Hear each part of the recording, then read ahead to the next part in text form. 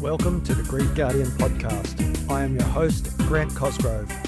During this podcast series, I will be guiding you through the hardest journey, life after losing a loved one, empowering resilience, healing, and hope, one step at a time.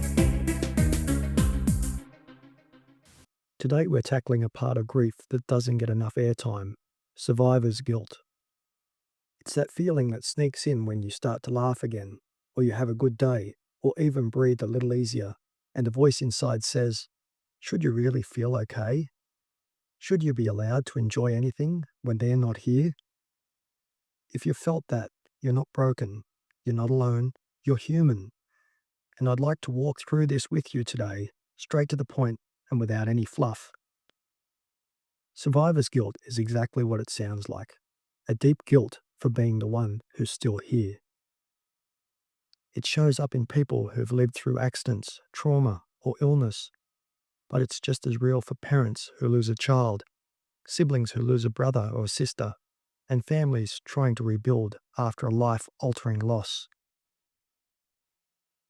It isn't a diagnosis, it's a reaction, a natural one. Your mind is trying to make sense of something senseless. You might notice things like feeling wrong for moments of happiness, feeling like you let your child, partner, or loved one down, a heavy sense of responsibility, even if you logically know you couldn't control what happened, avoiding joy, social situations, or anything that feels like moving forward, second-guessing decisions you made before the loss, replaying what-if scenarios like a broken record, a tightness in the chest or stomach when you try to enjoy something. Survivor's guilt often hides behind statements like, "I should have done more. I should have protected them. It should have been me." These aren't signs of failure, they're signs of love. Survivor's guilt usually comes from three places. 1. Your role. Parents feel responsible for protecting their kids. When something terrible happens, the brain doesn't care about logic, it goes straight to blame. 2. The suddenness of the loss. When life changes in an instant, the mind wants a reason, and if it can't find one, it targets you. 3. The shock of still being here. When someone you love dies, your life splits in two, before and after. Sometimes simply continuing to breathe feels unfair. Survivor's guilt can freeze your healing. It can keep you stuck in the past because moving forward feels like a betrayal. It can make you punish yourself, turning down joy, avoiding opportunities, shrinking your plans, or sabotaging anything good that starts to grow. Some people even disconnect from their own identity because they don't feel worthy of being the one who survived, and that's heavy. It chips away at your sense of self, your relationships, and your direction. Let's talk about how to work through it. Not magically erase it, but loosen its grip. 1. Name it out loud. Guilt thrives in silence. Say, "This is survivor's guilt. It's not the truth, just a reaction." 2. Ask the harder question: would they want me stuck? Every parent knows the answer if the roles were reversed. Your child, your partner, your sibling, they wouldn't want you trapped in suffering. 3. Notice moments of joy without shutting them down.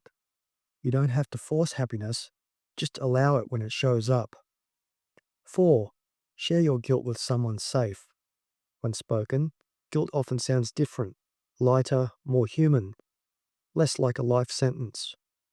5. Reclaim small pieces of life. Not giant steps, micro steps.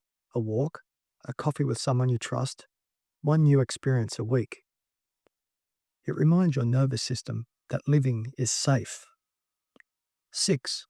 Honor them through action. Instead of shrinking your life, expand it in their name. A ritual, a practice, a habit. Not to move on, but to carry them forward. 7. Speak kindly to the part of you that feels responsible. Guilt isn't the enemy.